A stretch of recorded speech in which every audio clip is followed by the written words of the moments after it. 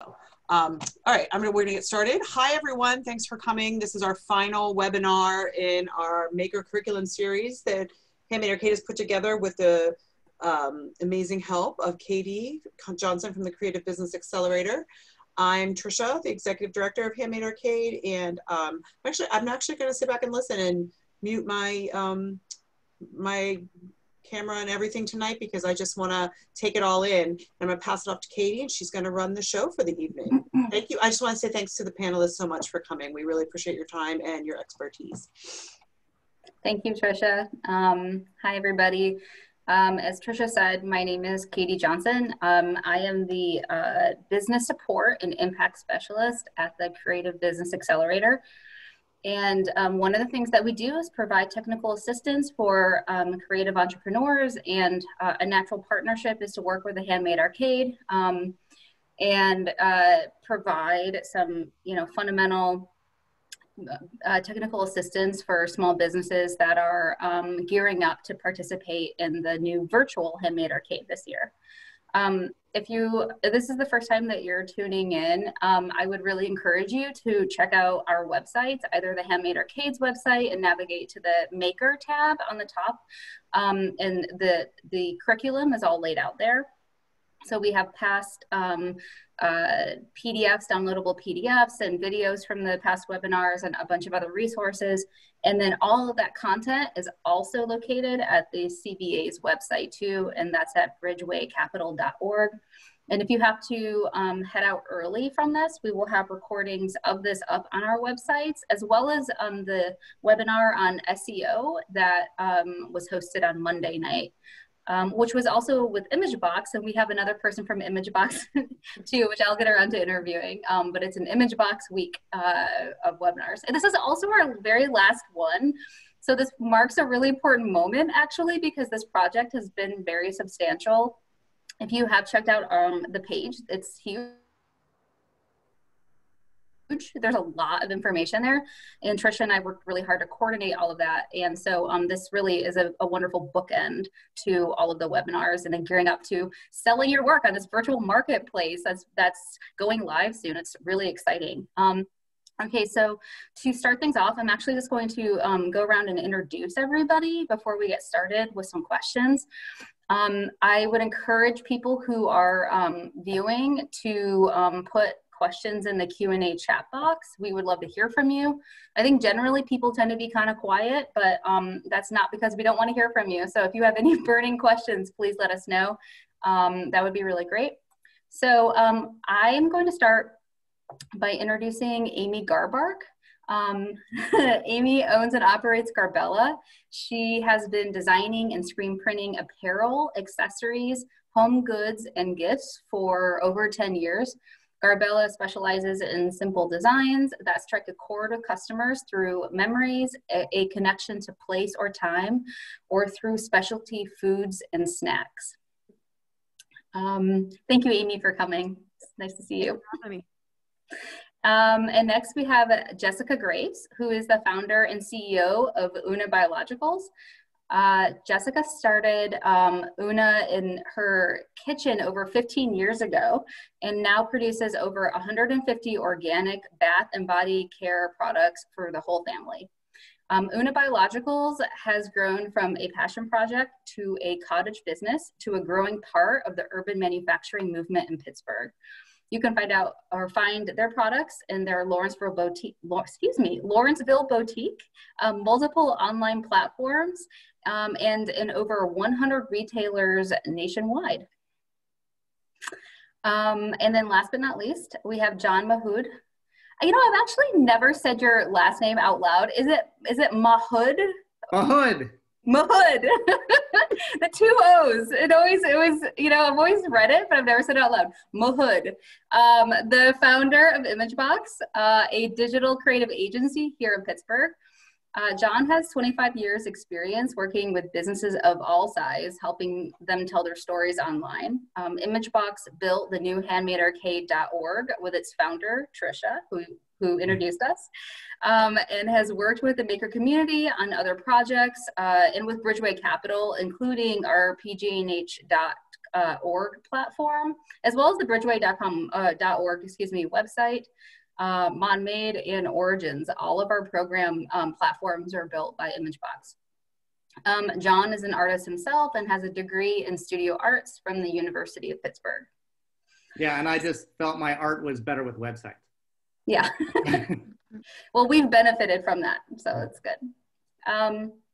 Okay, this is great. So the topic at hand tonight is this idea of how to create compelling content for your brand or business, which should be both synonymous, online. So how to tell your story. And we're talking about multiple platforms too. We're talking really about social media, your website, and all the other channels that you're utilizing in order to communicate with your customers, and hopefully create sales. So this, leading to conversion.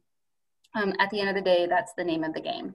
And so I think that starting off, it would be really great to go high level with this and just talk about the topic in general, and go around and hear from each of you about, like, when we talk about compelling content, what do you think of? What does compelling content actually mean to you? Like, what are the characteristics of this? Is it continuity? So like the continuity of brand across platforms? Is it a strong storytelling? Is it authenticity? Something that we were talking a little bit about before the panel started. What does this idea mean to you? Oh, and let's start with Jessica. Great. Hi. Hello. Howdy, all.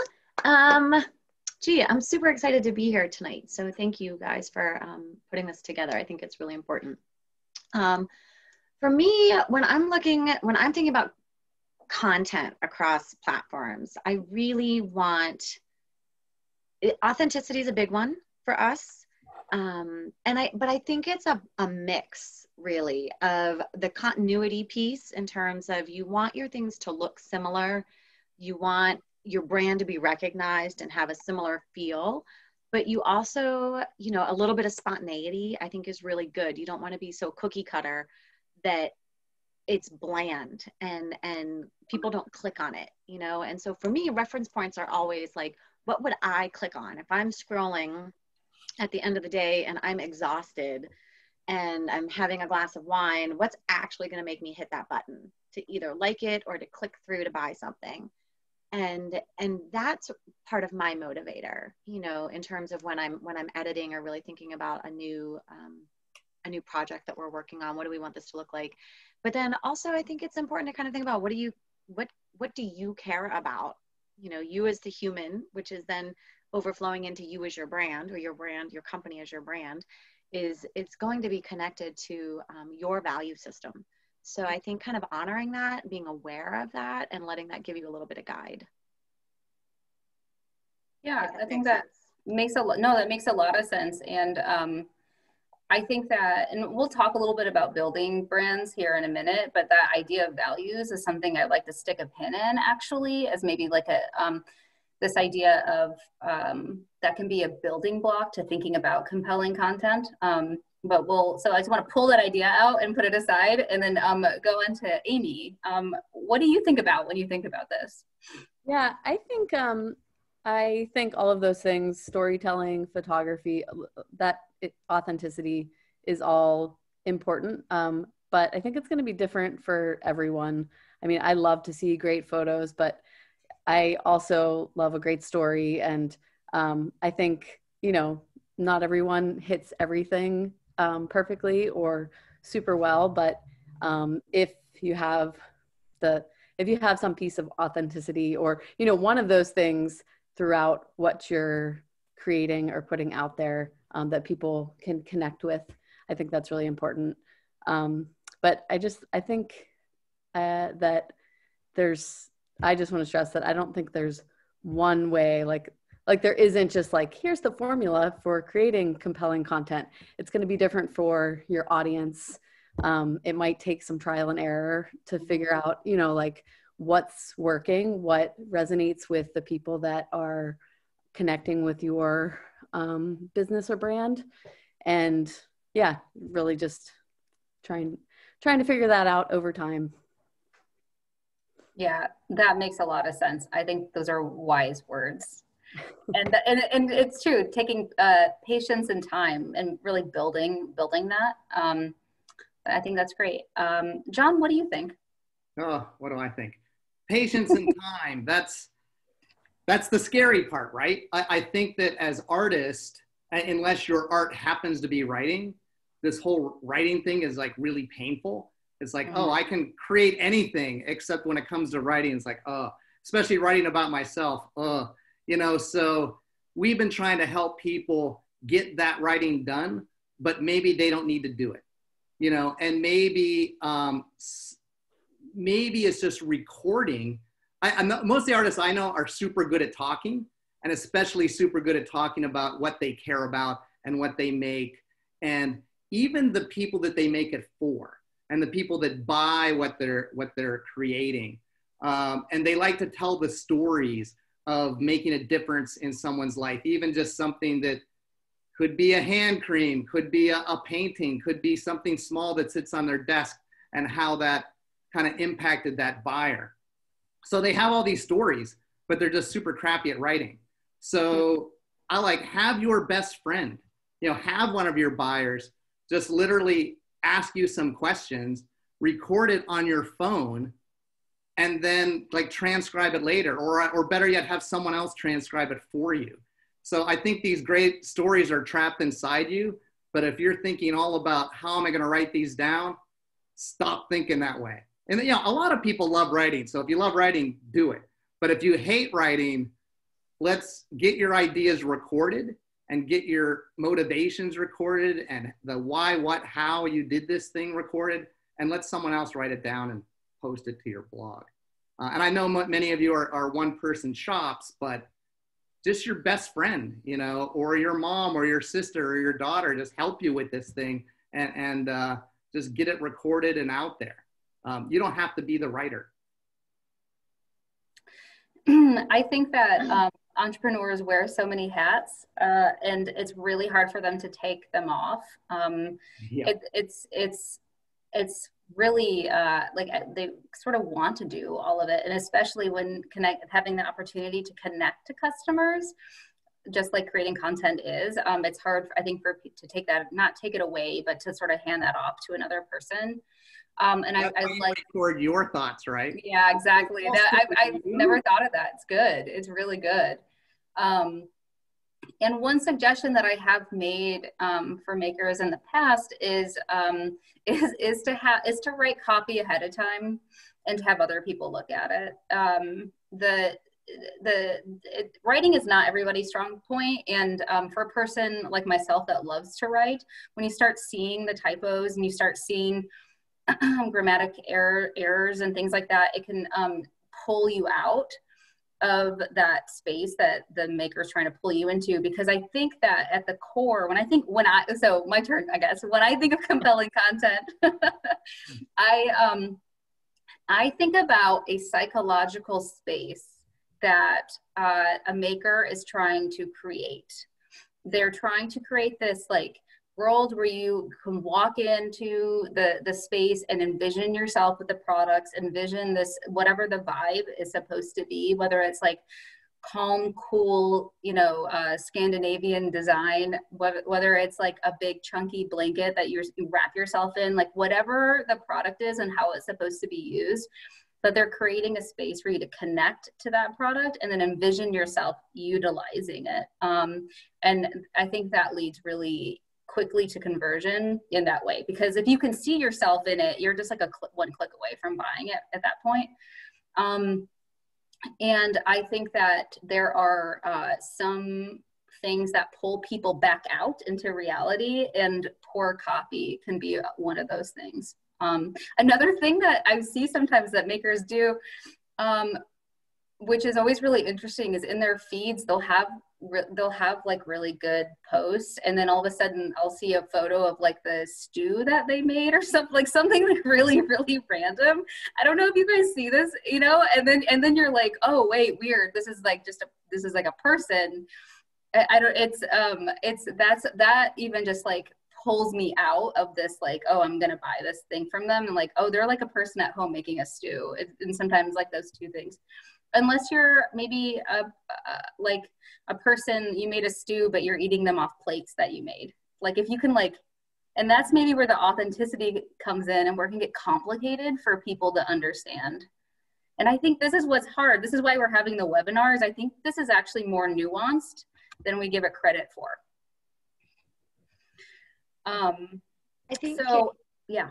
One of the things that you're getting to right there, which is one of the nuances that I think can be hard to kind of wrap your brain around, is the idea that eventually, and I think this is particularly hard for micro businesses where you're the only person, and especially if you've only been doing this for a couple years, so your company's fairly new and you are wearing all the hats and doing all the things, it feels like, and often is true, that you are the company, you are the brand.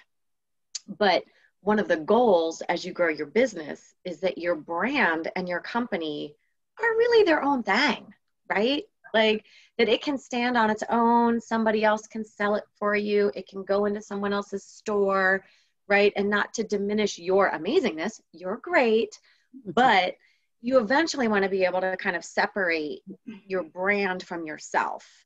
And I think that it's one of those like micro steps that we make in this process. And I think your comment about your stew is part of that eventually your platforms need to be about the company, with a speckling of you as the maker in it, and a little bit less about you, the human, and, you know, your day-to-day personal life, right? Like little hints of it here and there, but eventually they need to kind of migrate apart a tiny bit, I think. And that's how you keep that continuity a little bit more. It's a little less blurry lines.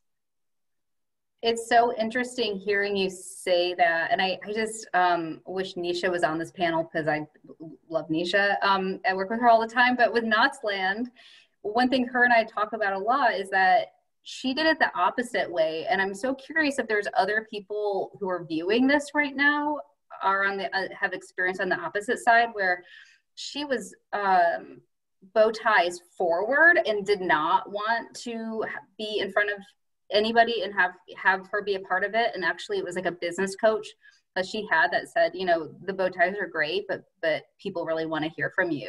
Mm-hmm. And, you know, she had to build herself into the brand, and now people know who Nisha is. Like she cultivated that really intentionally.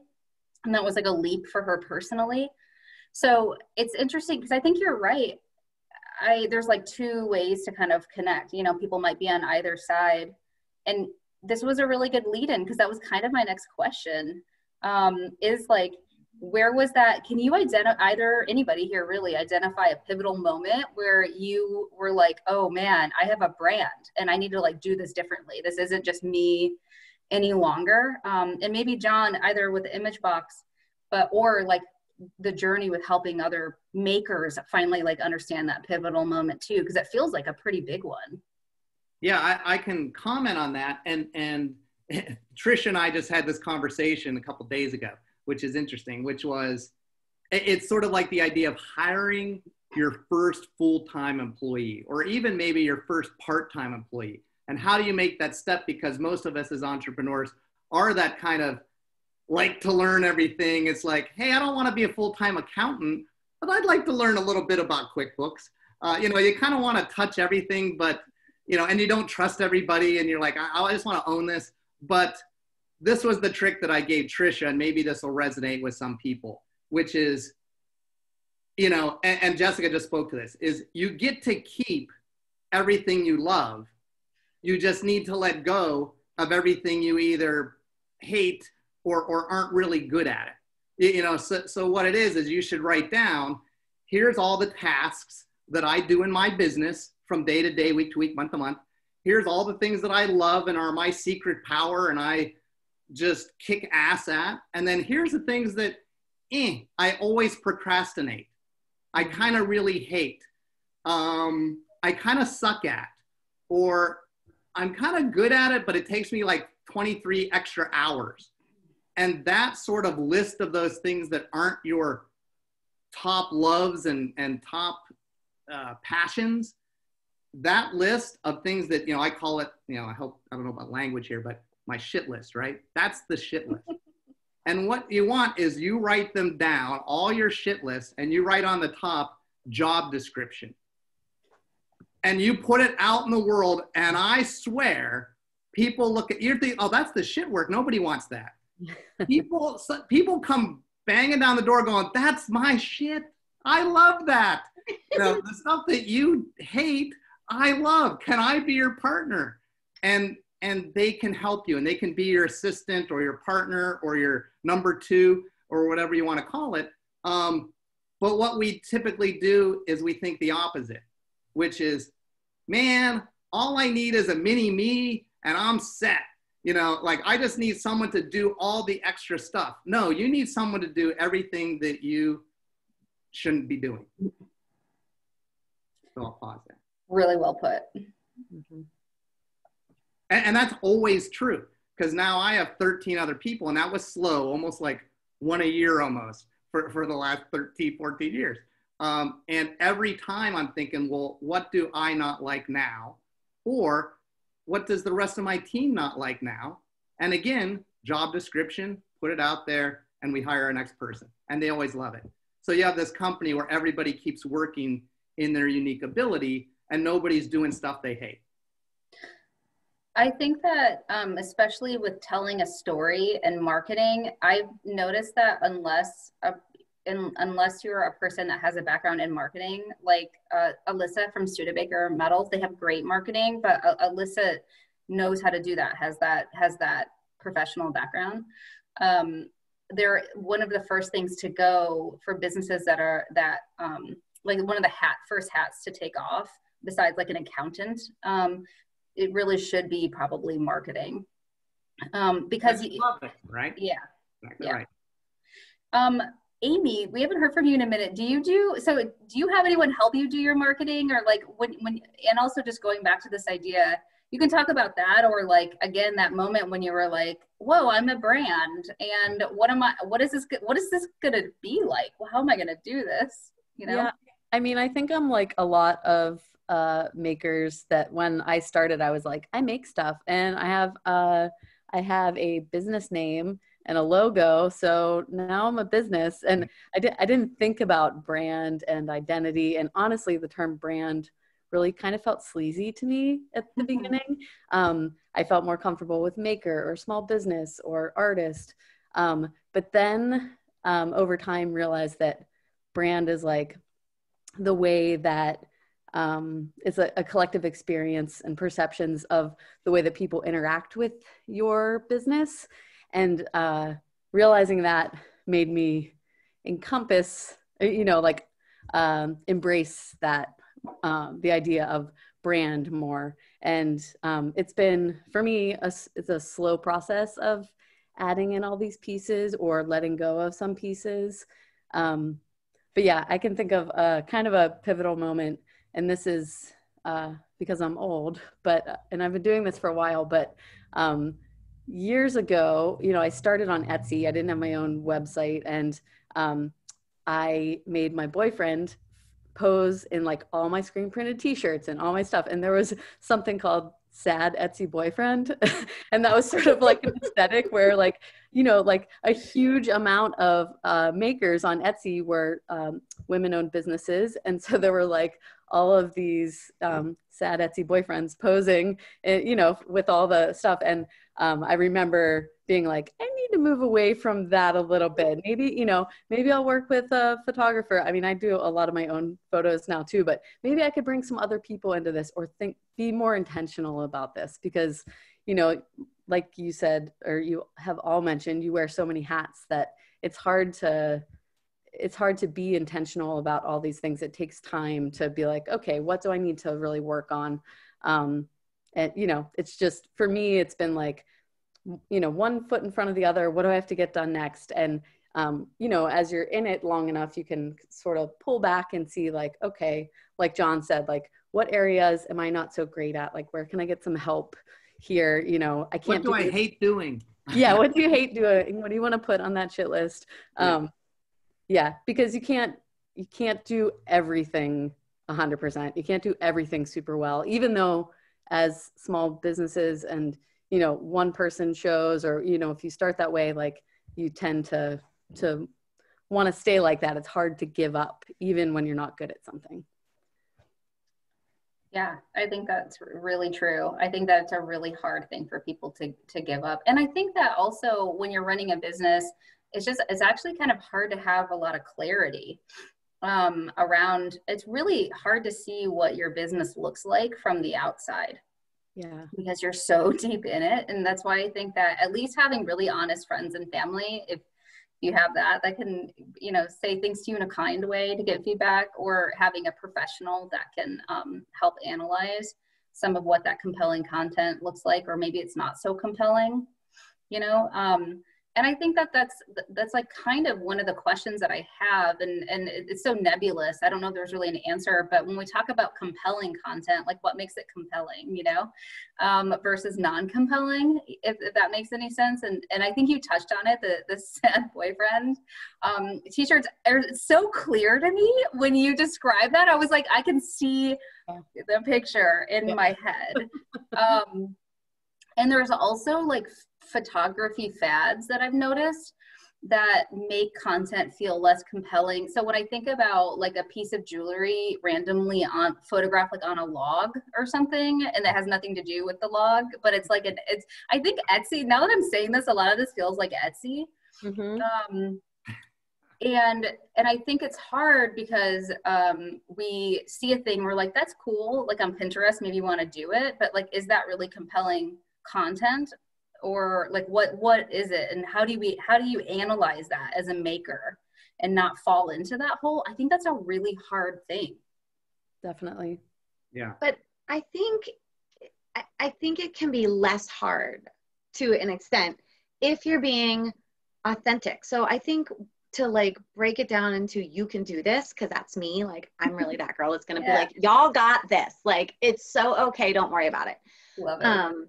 Is you're already doing your brand, right? Like every time you set up your table at an I Made It market or Handmade arcade, you have a brand, right? You've created this experience that Amy's talking about, right? You already have the color of the tablecloth, you know what zhuzhing you're doing, you know what background you want. If you don't have it now, you kind of have an idea of what you want to see, if you want one of those backdrop thingies or not, right? Like all of that experience that you're having every time you have a client interaction, that's your brand, right? You've already got it. And then taking that experience, I think just boiling it down to the fabulous experience you have every time you're in front of a consumer live, every time you're with your customer that loves you and adores you and you're having this great experience, you take that experience and you stick it online. And that's all there is to it. That's exactly it. Like, that's it. And so like, if you're real chatty, yeah, that's it. You just do what you do through some pictures and some language, right? And so like, if you're a chatty Cathy, like, I'm a talker, my posts are going to be talky, right? Yeah. Like if you're talky, then they should be talky. If you're super clean design dude that just kind of hangs out in the background and has your pretty stuff, then that's what your pictures are going to look like. That's what your posts are going to be like, because your client is already totally geared towards that, right? And then the same thing, like if you're really teachy, if you're somebody that likes to inspire or teach, then you add in some inspirational pieces to your content, right? So if it makes sense to how you're interacting with humans, then it's going to make sense on any platform, right? Because your people are already connecting, right? Mm-hmm. So all you have to do is kind of think about how you're connecting and start looking at ways that you can then, tweak that to be on Instagram or Facebook, which is totally based on who your customer is, which is another conversation. But that's where my brain was going. Yeah. So that just feeds into that role of like, okay, think about your customer.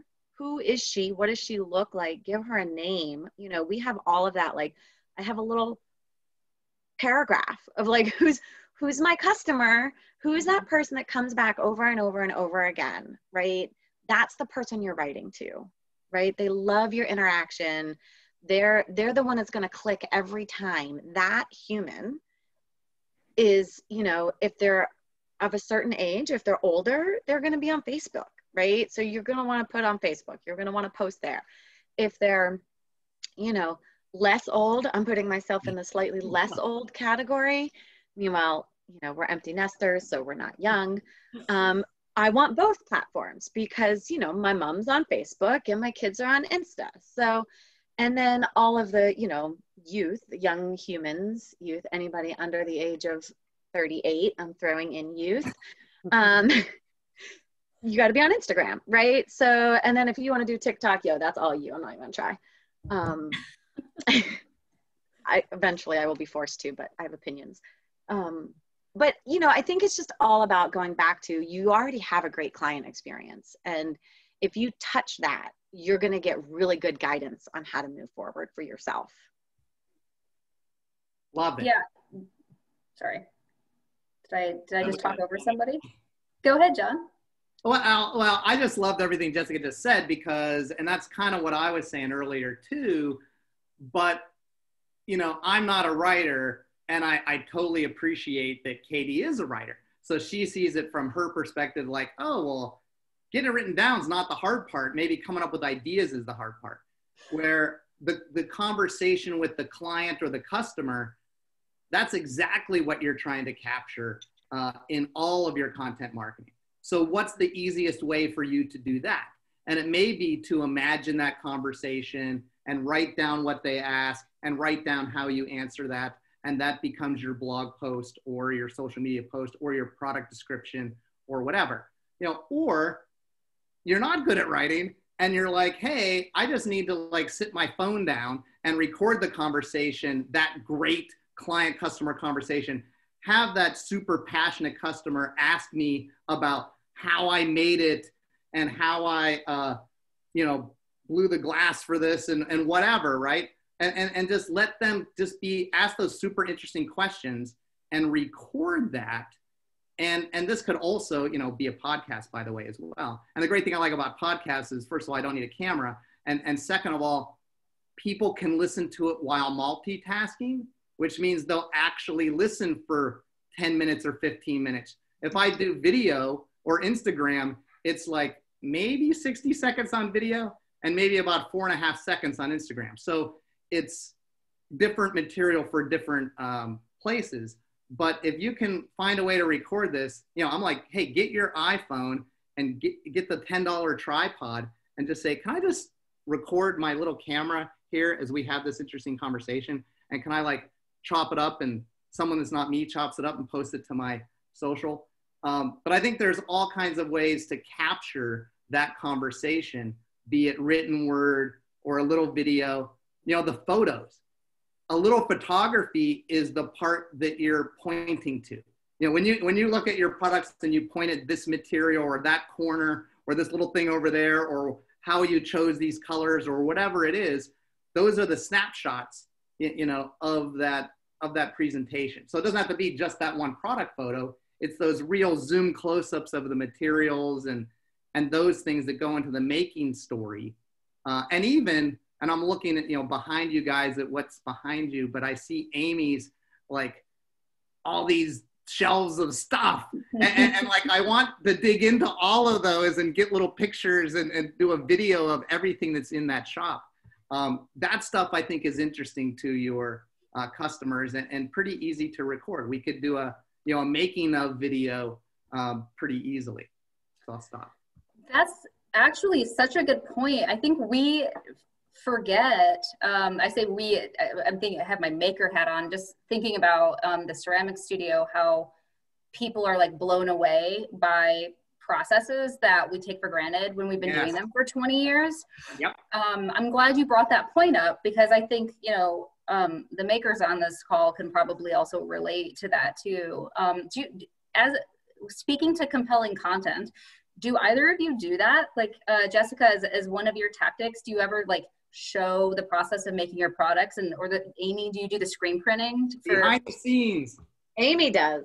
Yeah, I do. I'll do a lot of like time lapse or, in my Instagram stories and that kind of thing of, screen printing or packing orders. I do have to say, I want to see Jess's behind the scenes because I love her products and I want to see, I want to see. And it's coming. So it's a perfect plug for the Bath and Body Handmade Arcade panel. We're doing the behind the scenes video for it, which was just shot this week. First time ever footage, because now I never show my process. And I got badgered into it. And now y'all get to see all the dirty bits and pieces. That's great. It's super cool. We show little pieces sometimes, but our space is has given me anxiety. I'm the perfectionist maker, right? And I feel like a lot of people here can relate. You also, I think people get caught up on wanting to keep a particular face of their brand out there, and then we hang up on things, right? And this was a really great experience for me personally to stop it and get out of my own way. Wow. I feel like perfectionism could be a whole nother, webinar here. Right. We're talking about how do you, Amy used the word a few times, let go. I just hear you all calling us control freak perfectionists. Yes. I've heard that a lot tonight.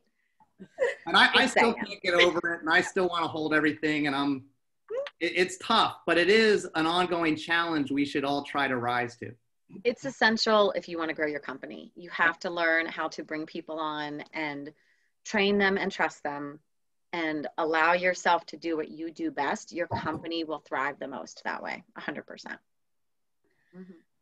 Yeah, I agree. I think that also just in my role at the CBA with providing technical assistance, I have learned that hiring and creating capacity in a business is also directly related to people feeling confident about their business and really like the business basics too, which is one of the reasons why I was like talking about the Get Legit program earlier. Because if you understand your financials and can do projections and realize that with the rate of growth that you have space to hire, you feel confident in hiring, like you have the numbers down. And I think what holds a lot of people back is them not really understanding their business well enough to take on the responsibility of another person, which can be really scary because you feel like, oh God, I now I need to sell X amount or like do X amount of revenue in order to like keep this person going along with myself or multiple people. So there has to be sort of a plan. And that's a whole other conversation, but it's definitely a thing that I've just been actually thinking a lot about recently and how to help people get to that place where they're confident enough to do it. But I think that also feeds to, I think what John has been saying is super true, is that we're not always the best at creating our own great content, or we don't always have enough time for it. And it's a really serious part of your business these days. Everything is online, and with COVID, you have to have a great presence virtually. And so it's really up to the game, right? Like we all knew this before, but now the stakes are so much higher. And I think it just kind of speaks to either really getting serious yourself and finding the space and the time to learn some new tricks and get good at this. But it's not easy, it's drudgery for a lot of us. And I think what you're saying is really true, that if you can find a little bit of comfort, you don't necessarily have to hire a person for your company, but you can contract out with somebody who can help you do this, even if there's a lot of really bright college students. If your budget is really tiny, and that's really acceptable and okay, I guarantee some bright young people who are on a lot of these platforms, or who Pittsburgh has 7 colleges, right? There's a lot of people in marketing and design who would love to build their resume. Reaching out to some of these places, you can get some really great assistance to kind of help you get to the next level in a way that fits your budget, but finding a budget often is essential. Mm-hmm. Yeah, and remember, it's still what's in your head. It doesn't have to be someone else writing about your stuff in their language. It's just getting what's trapped in your head, everything that you want to say said in a way that, you know, is recorded and someone else can maybe tell your story. But it's still your story. You know, you're not going to let go of the story. Just let someone else help you tell it. I think with that, a lot of people struggle with photography. Like the longer that Instagram has been around, the more used to seeing like gorgeous styled photographs. You know, we're just used to that now. So I think some people are like, oh, my content's not good enough. My photos aren't good enough.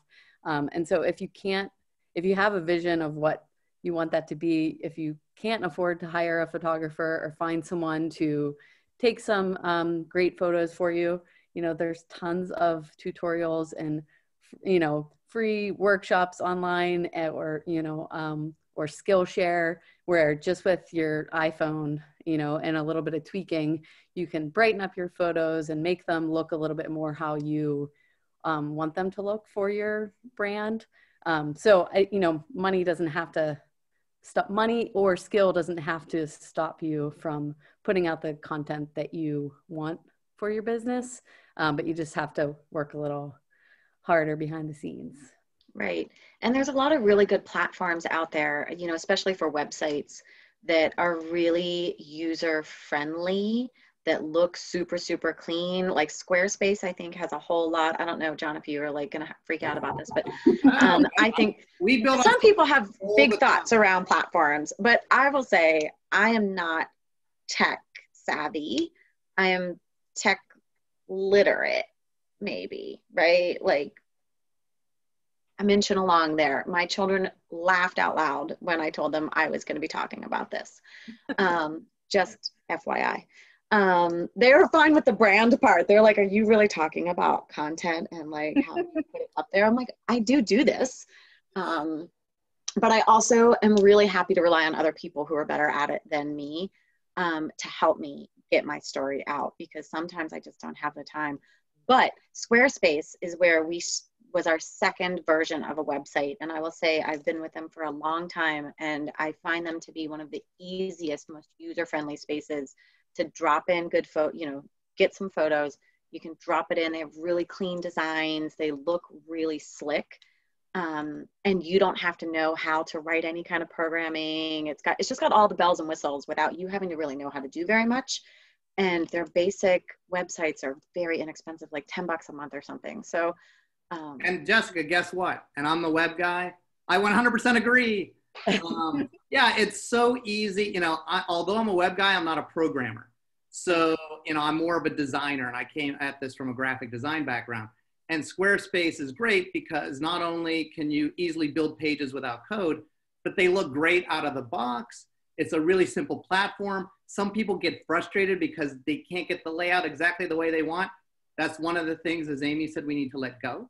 Because like you could go to Wix, but it takes you like 400 years to create a page that doesn't look that great, where it's like super quick with Squarespace, and they have a super easy store. So we could be, you know, creating products and selling things real quick. Just they make blogging super easy. They make everything super easy. So I am actually a fan. Yeah. There's a lot of back end workability there for people who don't have a tech team. You get a lot of features for not a ton of money. So yeah, when you're ready for your first, you know, $10,000 website, which might not be this year, then we could talk about other platforms. But to get something done that you could do most of it yourself and maybe get a little help, Squarespace is great. I'm a Shopify person personally. Oh, that's harder though.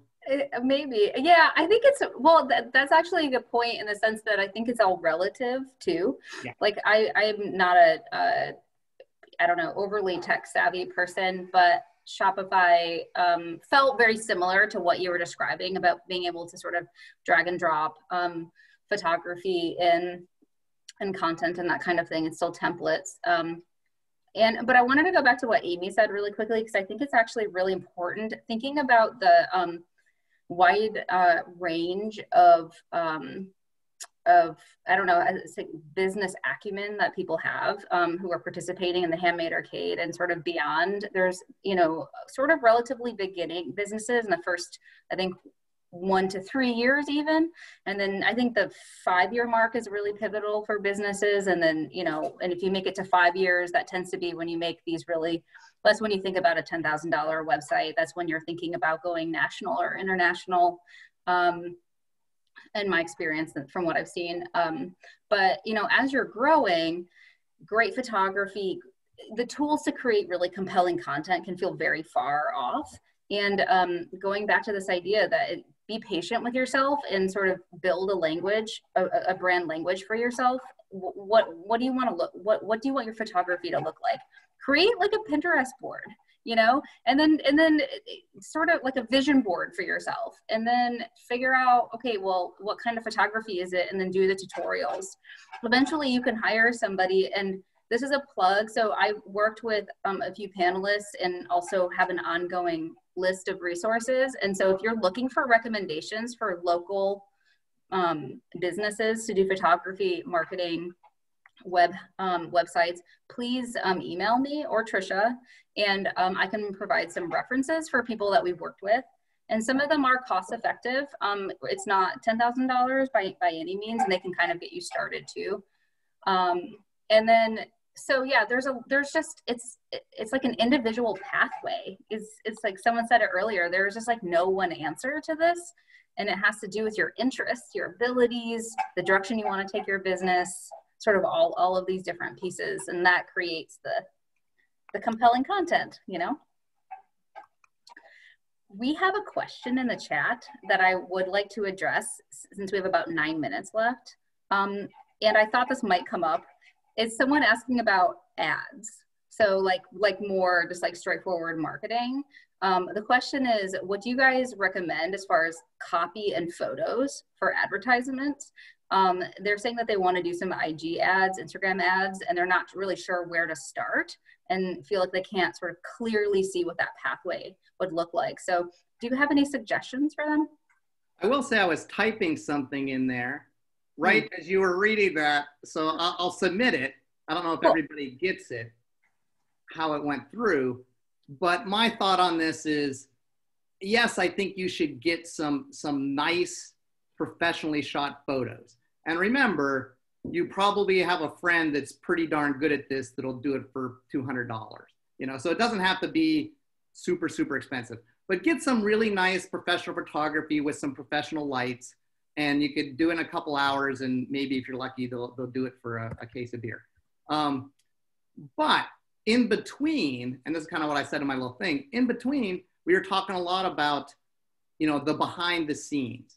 And I think filling Instagram with the behind the scenes sort of anchored with those great product photos. So it's sort of almost the before, during, and after. Here's the materials. Here's me doing stuff. Here's the final product that I actually paid someone to do some nice pictures. And maybe those are the ads. But to fill up Instagram, it's the free content too, that you could talk about, you know, here's the pens I use, or the materials I buy, or the thread and how I buy it from this guy in the strip, or whatever it is. You know, I think that story is just as interesting and as compelling on Instagram. So, you know, to make it short, sort of like anchor great product photography with things you can do yourself on your phone. Mm-hmm. I would also add, we do ads on multiple platforms, and we've played with it over the years, up and down, here and there, that kind of a thing. And we recently got more serious about it because, you know, COVID, and brought in, you know, really talked to some consultants and got some like real outside thinkers that know this stuff and isn't my willy-nilly, sure, Facebook, I'll give you $10, you know, kind of a thing. I think we've all done that, right? Like I'm outing myself for my willy-nilly ways here, but I hope you all feel, you know, relatable. But I think the most important thing on ads is to be pretty specific with your audience, right? You're going to get way more bang for your buck if you don't throw it out there to the whole world. Like, of course, everybody loves your product, and of course, everybody can use your product, and it's good for men and women.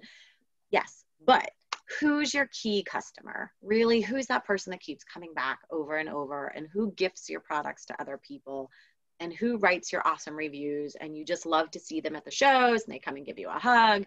that person, that's who you want to target your ad to. If you're spending money, you might as well spend money there. Right.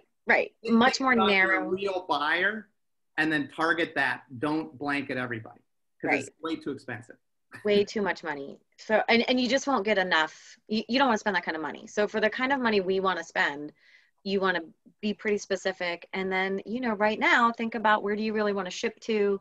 Who's your customer? Like, do you want Pittsburghers, right? Like, do you want them to be buying from you because they already know you? Like, channel your geographic location too. If you do shows in Cleveland, then maybe do like Pittsburgh and Cleveland. Like, think about where you've had a presence previously. This is how I think about it, because it feels less like I'm throwing to a pond where maybe I have some fish, versus a pond where the fish have no idea I feed them sometimes, Yeah, and I wonder the experience level of everyone on the call, as far as, actually creating Facebook and Instagram ads, because what Jessica described is actually, once you start digging in and playing, and I know you guys like to do that, it's very granular, so you can really dig into, I want a woman that has kids of this age, and, you can get pretty specific. So market to those people that are your best customers, and you can get pretty granular pretty easily with the tools today. Do you have anything to share, Amy? I guess I would say, I've definitely done the same thing. And this year I've started to take marketing and advertising a little bit more seriously, putting a little bit more weight on it, because of, our typical channels of reaching customers is very different this year. So I would say, if you're doing your own Instagram and Facebook ads, like the niche audience, really, like John and Jess both just said, identifying that, but also maybe if you're not 100% sure, or if you kind of have like two different groups, maybe you can do a test. So still don't cast a wide net, really try to hone in on that group, but maybe you're like, well, okay, well, this is my, I don't know, whatever group or whatever location, and then try another one and really look at the analytics and look at, kind of which one worked better and go from there. You can get very deep into it, and there's so much information, and I am not an expert. But yeah, start small, maybe compare some things, and, learn as much as you can online from experts. And it's basically crunch time, like in terms of the holidays. So you might not get, a super well performing ad this year, for Black Friday next week. Maybe you don't, but you can use it as a learning experience to keep growing, and maybe you'll find some new customers through it. But I think if you're doing it yourself and just getting started, it is going to take some trial and error. So don't be too hard on yourself, and try not to spend too much money. Right. And I think if you're super experienced, it's still trial and error. Yeah. It's just less errors. But I think what Amy was just saying about this, we can learn and grow from this. I think it's really important to remember, in this world of awfulness, that we have great opportunity right now. This is a huge moment of opportunity. And the fact that you're even sitting here and thinking about this and pushing yourself to do something different and improve your business in a new way, and look at new channels and and learn new skills is going to help position your company for growth moving forward, right? COVID's not going to stay here forever. It's terrible right now, but our country has gone through lots of terrible things in the past. And, the clouds, I was on a call with Warren Buffett this week. So weird, I know, but awesome, because it was Warren Buffett. But he told this story about the day he bought his first stock was in 1942, and World War II had just begun. Well, not just, but World War II was in the early stages in Europe, but the news was super dire, and there's lots of bad things coming out, and there's lots of gray clouds, and of course it got worse, right? Like it hadn't even gotten to the United States yet, really. And we went through this like really, you know, dark stage. And that day, the Dow clicked over to 100. 100, it's at 29,000 now, right? And he said the gray clouds, they will pass, right? As if you just keep moving forward and doing what you love and, you know, doing good work, you will move forward through this. As a country, we will move forward through this, and your company will keep being there, right? So I just thought that was like so great, his like little take on that. But also such great wisdom that this is a moment that will pass, as terrible as it is. And the fact that you're working on these new things for your company, you're really, you know, there's a great opportunity to set yourself up to grow even more as we continue to move forward. Well said. Well said. I agree. And it's also the perfect note to end this panel on, and this whole maker series that we've partnered with the Handmade Arcade on. This is really incredible. And that note of optimism, I think, is real. And I will say that I have seen businesses do really well actually during COVID and grow. And last night was the culminating pitch event for our Next Leap program for 10 businesses. And we gave away a lot of money into businesses that are going to kick butt. And they have big dreams, and like they presented what their next leap is going to look like. And they're planning on going to, you know, getting into Asia and Canada and hiring 10 people and making, you know, $300,000 by 2025. Like they have plans to do it. So it's happening. I agree. It's out there. And I encourage everybody to keep their head up and to do the work. And when you stumble, your business will not disintegrate. It's okay. Now is the time. Yeah, now is the time. Okay, I just thank you all so much for joining us. What a great panel discussion. It's such a good mix of people, and this just was really, really great. It was really awesome. Awesome. Thanks everyone. Thanks for having us. Yeah, it's 7:02, and so I think that we're just gonna call it and say goodnight. Do you have a last word? Mm-hmm. Are you making our like contacts available and stuff for people? Yeah, I can absolutely do that. So what we'll do for everyone that's on this, everyone watching right now, what you can do is go to the web pages with all of the maker curriculum, and there will be buttons to contact either Trisha or myself, and Jessica. We can put your contact information on there too, so that you can contact the makers directly. And if you're looking for references for marketing, for anything, just let us know. We're pretty much an open book. So if a business needs something, all you really have to do is ask. That's kind of how we roll. Yeah, this is great. Thank you so much. Everybody have a good night. Everyone. Guys. Bye. Bye-bye.